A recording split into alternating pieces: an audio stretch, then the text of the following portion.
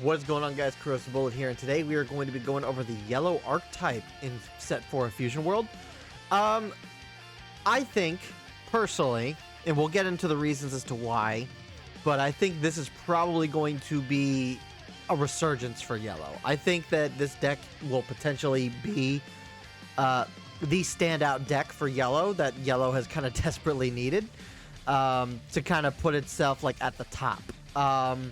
Not to say that that is going to be the case, but just based off of what we've seen revealed so far, it definitely looks like yellow could be a contender for like the most standout deck this set. And so therefore there's a possibility that maybe while yellow as a whole isn't going to be you know, back like up on top, but they at the very least like it will actually stand out and actually be a bit of a outlier, or more of a problem for other decks than compared to what yellow has kind of been in the past. So anyway, let's kind of get into it. So we got the leader, Majin Buu, evil Buu tanks, standard front side, nothing crazy. When attacking once per turn, you draw a card, and then auto once per turn. When your battle card with Majin or Evil Wizard in its special traits is KO'd, you can switch this card or up to one of your energy to active mode. This is a very interesting effect. It's similar to what the Green Piccolo wants to do, except instead of being reliant on getting a hit, you can just swing outright. That's why there's a limit in terms of they realized how strong the Piccolo effect can actually be, so they decided to actually limit the fact that you can only draw once per turn, which is actually really funny to me because Piccolo, while he does have a strong ability, he doesn't really have a strong deck. So but that really, it also kind of we'll go into it, but it also kind of explains as to the amount of battle cards that this deck gets that's actually really strong. So if the way that this guy is built and the way that the support that this guy has makes it like really understandable as to why you only get to draw one time with the lead. So we'll get into it though.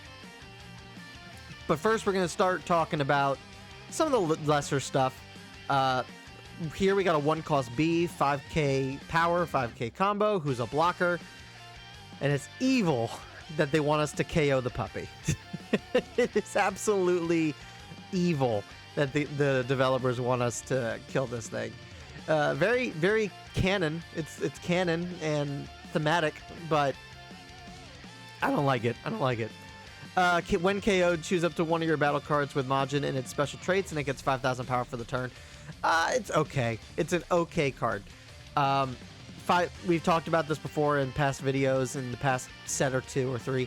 1-cost blockers don't really amount to much. You can easily get around these in every single deck. Like, yellow has 2-cost Frieza that can rest it. Blue can just bottom deck it or bounce it to hand. Green Green can KO this outright, but like green also has like ramping capability now too. Black can just bounce it back to hand with Pan. You know, there's a lot of things that a lot of ways you can get around this, but on the off chance that you're able to get proc it, it's an extra 5,000 power on something, which is fine. It's very minimal, but it is what it is. Then we got the Blind Spot Absorption extra card, 1 cost, where you have 2 different activate battle effects, one on your opponent's turn and one on your turn. On your opponent's turn, your cards that are in a battle get 20,000 power for the battle. So this is basically just a 20k boost. The wording on it is a little weird because it says cards, not card. So I'm assuming. No, there's no extra, like, there's no hidden meaning behind it. It's just your card gets 20,000 power for the battle. Then on your turn, activate battle, you pay an energy, and you get to draw a card, and then you choose up to one of your opponent's battle cards, switch to rest mode. A cheap option to just rest whatever you want with no restrictions in terms of cost is actually really good. So, and the fact that this also replaces itself in hand I think this is a fine card. I don't think it's anything too crazy, but it's definitely definitely a cheap option to block on your opponent's swings, or to give yourself a little bit of an edge on your turn. I think it's fine. Then we get a 3-cost Majin Buu Kid. I forget that the buff version of this is actually like Kid Buu and not Super Buu. Like, he looks like Super Buu here, but he isn't. 3 cost, 30k power, 5k combo. We've got a permanent skill. This card cannot be switched to active mode during your charge phase, so it's the same ability as the 4-cost Frieza from set 1.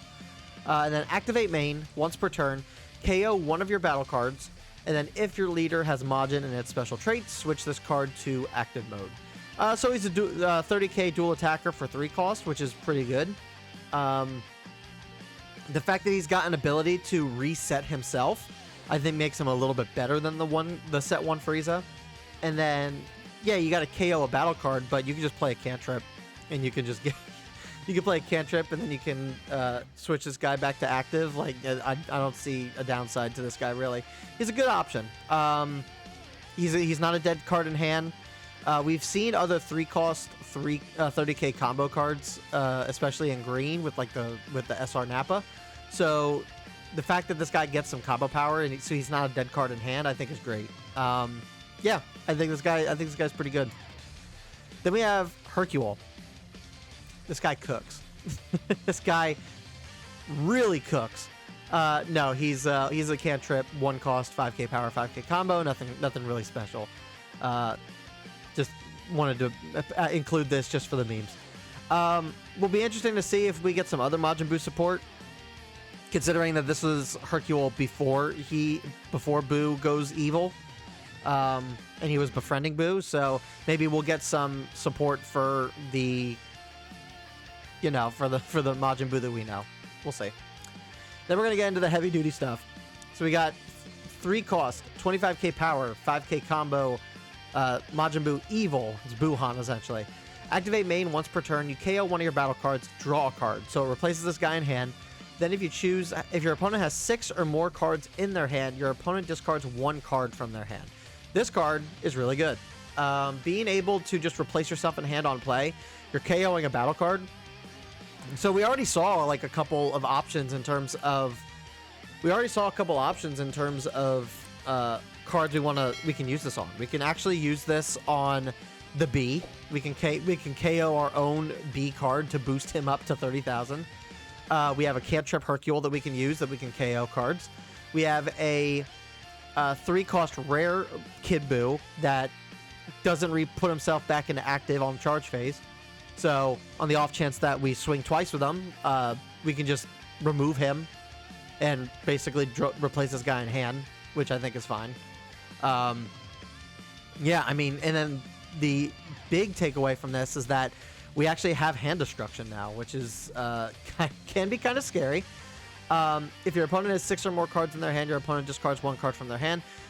This is going to be the thing that I think keeps Black in check a little bit, because Black right now, doesn't matter if you're playing Bardock or Super Saiyan 4 Goku, Black is able to get 12, 13, 14 cards in hand because of the secret rare. The secret rare is able to make them withstand or keep their hand going. You couple that with the fact that the dual attacker Bardock is able to do the exact same thing. When you combo, it just preserves your hand size. So I think a card like this was definitely warranted against Black. Now, maybe in certain green decks you could see this too, because the droids can also have more than 6 cards in hands at all in the majority of the game. Blue, you probably won't see so much. You won't see so much usage of this ability, because most blue decks want to be at 7 or less cards in hand. So it really just depends on how thinned out they are at that point. And then red, as far as I've noticed, unless you're playing Jiren has a big hand size. Unless you're playing Jiren, red gets less cards in hand the longer the match goes on. So once again, that's a very situational thing to kind of deal with. But I think for the most part, you'll see this effect go off. You're playing them for cheap, which means you can play them early. Yeah, I would say this guy's really good in this deck. Just again, replaces himself in hand, can remove something like B that's able to boost him up by 5k. You're basically destroying cards in your opponent's hand. Great card, great card. And then finally, we're going into a second double striker for yellow. Majin Buu Kid, 5 cost, 35k power, 0 combo, double strike, where on play, you get to play up to 1 battle card with a cost of 4 or less, and Majin or Evil Wizard and its special traits from your hand. So there was, I have to look it up real quick, because there was a conversation that, I think there was a conversation that some people had with me in terms of what the tech was for this particular card. And it actually is like pretty insane in terms of how strong this actually is. So give me 1 second to find that and I'll discuss it. So I found it. It's on my set 4 SR reveal video that I posted out there. So Jordan Lee in the comment on that video says, picture this: you play double strike Buu and you play set 3 Buu with it for free. So you can play the barrier Buu essentially off of this guy for free. You swing with evil Buu leader, then you swing with set 3 Buu. You swing with the set 4 SR Buu, which would be this one. He would already have to be out the turn before. Then you do the set 4 SR Buu main ability to KO the barrier Buu. Since barrier only works on your opponent's turn, you can still KO your own barriers. Then you discard a card to keep set 3 Buu. Then you draw a card from set 4 SR Buu, because you're netting 0 in hand by doing that. And then you restand your leader, and your opponent discards a card, probably. You swing with the Buu leader again, then you swing with double strike Buu. The amount of tech, I mean, that's a lot of hurdles you have to do, and that's a very specific thing that needs to be done, but that shows the capability of what this deck is even able to do. The fact that this card just plays outright, like, you play this card, your opponent knows that you're going to try and go for game. And you know that you're going to get, you know, at least 3 swings, at minimum, at least. So it's crazy. This whole deck so far, in terms of its reveal, has been crazy. This is why I think that yellow Buu Tanks is going to be a standout for yellow going into next set. It's yet to be determined if it's going to be like maybe one of the best leaders in the set. I could see the argument. I could definitely see the argument for set 4 Buu to actually be the best leader in the set. In terms of where he'll stand in the overall meta, I'm not 100% sure. You guys know how we normally do this. Normally we wait for the entire card list to be revealed so that we can go ahead and break down the set in its entirety.